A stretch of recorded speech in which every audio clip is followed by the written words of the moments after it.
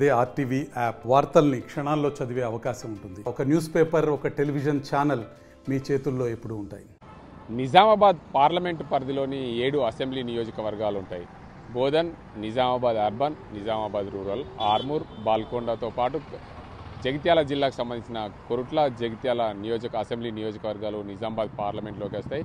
Nizamabad parliament పరిధిలో ఉన్న అత్యధిక మహిళా ఓటర్లు ఉన్నారు. చూసుకుంటే ఉదాహరణకి నిజామాబాద్ పార్లమెంట్ పరిధిలో 16 లక్షలకు పైగా ఓటర్లు ఉంటే అందులో 9 లక్షలకు పైగా మహిళా ఓటర్లు ఉండడం గమనార్హం. ఈ మహిళా ఓటర్లే కీలకంగా ఈ పార్లమెంట్ ఎన్నికల్లో కీలకం కానున్నాయి. మొత్తంగా నిజామాబాద్ పార్లమెంట్ పరిధిలో పోటీ చేసే అభ్యర్థులు ముగ్గురు కూడా మొన్న జరిగిన ఎన్నికల్లో పోటీ చేసి ఓడిపోయిన నేతలే. ముఖ్యంగా చూసుకోవచ్చు, బీఆర్ఎస్ పార్టీ నుండి బాజిరెడ్డి గోవర్ధన్ నిజామాబాద్ రూరల్ నుండి అసెంబ్లీకి పోటీ చేశారు. అసెంబ్లీకి పోటీ చేసిన క్రమంలో స్వల్ప మెజార్టీతో ఓటమి పాలయ్యారు. బాజిరెడ్డి గోవర్ధన్పై భూపతి రెడ్డి విజయం సాధించారు. దాంతోపాటు ఈ మరోవైపు జగిత్యాల నియోజకవర్గానికి సంబంధించిన ఎమ్మెల్సీగా కొనసాగుతున్నారు టి జీవన్ రెడ్డి. ఆయన కూడా స్వల్ప మెజారిటీతో ఓటమి చెందారు. ఆయన పైన బీఆర్ఎస్ పార్టీకి సంబంధించిన సంజయ్ కుమార్ గెలిపారు. మొత్తంగా చూసుకోవచ్చు. అదేవిధంగా కొరుట్ల నియోజకవర్గం నుండి ధర్మపురి అరవింద్ కూడా గత ఎన్నికల్లో పోటీ చేశారు. ఆయన పోటీ చేసిన క్రమంలో ఆయనపై బీఆర్ఎస్ పార్టీ అభ్యర్థి గెలిపొందారు. అయితే మొత్తంగా చూసుకోవచ్చు, నిజామాబాద్ పార్లమెంట్ పరిధిలోని పోటీ చేస్తున్న నేతలు ముగ్గురు కూడా గత ఎన్నికల్లో పోటీ చేసి ఓటమి చెందిన నేతలే. ఆ ఓటమి చెందిన నేతలు అత్యధికంగా ఈ పార్లమెంట్లో తమ భవిష్యత్తుని పరిష్కరించుకోనున్నారు. అయితే మొత్తంగా చూసుకోవచ్చు, ఈ ఎన్నికల్లో తమ భవిష్యత్తుని నిరూపించుకోండి. ఎందుకంటే ఈ ఎన్నికలు వారికి ప్రాధాన్యత సంతరించుకొని చెప్పవచ్చు.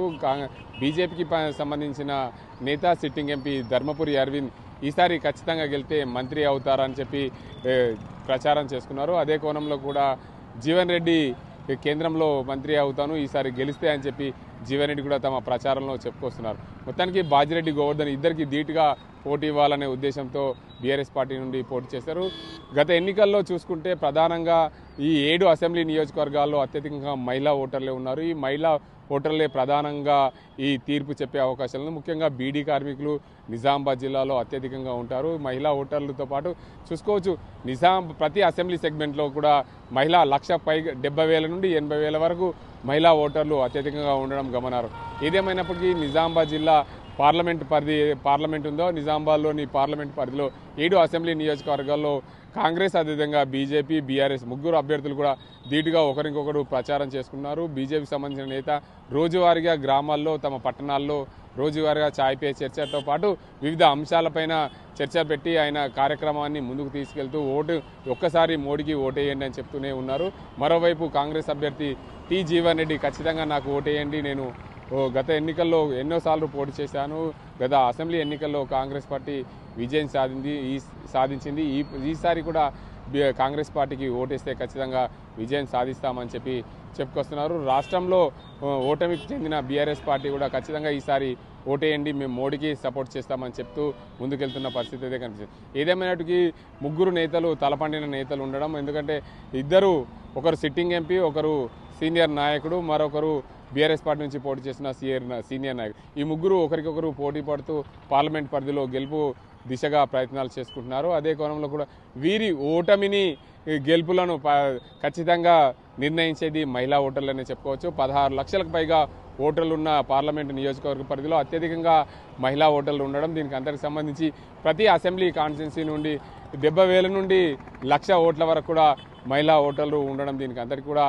ప్రాధాన్యత సంతరించుకుంది. ఈ మహిళా ఓటర్లే కీలకం కావడం, ఈ పార్లమెంట్ పరిధిలో మహిళలను ఆకట్టుకునే విధంగా ఈ నేతలు ఉండడం కూడా ప్రచారంలో కూడా మహిళల కోసం వారిని ఓటు అడిగే విధంగా ప్రయత్నాలు కొనసాగిస్తున్నారు. ఖచ్చితంగా గెలుపు కోసం ముగ్గురు కూడా ప్రధానంగా నేనంటే నేనే గెలుస్తానని చెప్పి ధీమా వ్యక్తం చేస్తూ పార్లమెంట్ ఎన్నికల్లో ప్రచారం చేసుకుంటూ పోతున్న సంగతి తెలిసింది. ఏదేమైనప్పటికీ ఎవరు గెలుస్తారనే సంబంధించి జూన్ 4వ తేదీన నిర్ణయించాల్సింది. ఏదైతే ఓటింగ్ అయిన తర్వాత ఈవీఎంల ద్వారా తెలిసే అవకాశం ఉంది. కాబట్టి ఖచ్చితంగా వారు ప్రచారాన్ని అయితే ముమ్మరం సాగిస్తున్నారు ప్రధాన పార్టీ అభ్యర్థులు. ఇది ఇక్కడ పరిస్థితి. కెమెరా పర్సన్ అజీంతో గంగారెడ్డి, ఆర్టీవీ నిజామాబాద్. మరిన్ని వీడియోస్ కోసం ఛానల్ ని సబ్స్క్రైబ్ చేయండి, లేటెస్ట్ అప్డేట్స్ కోసం వాట్సాప్ ఛానల్ ని ఫాలో చేయండి అండ్ లింక్ డిస్క్రిప్షన్ లో ఉంది.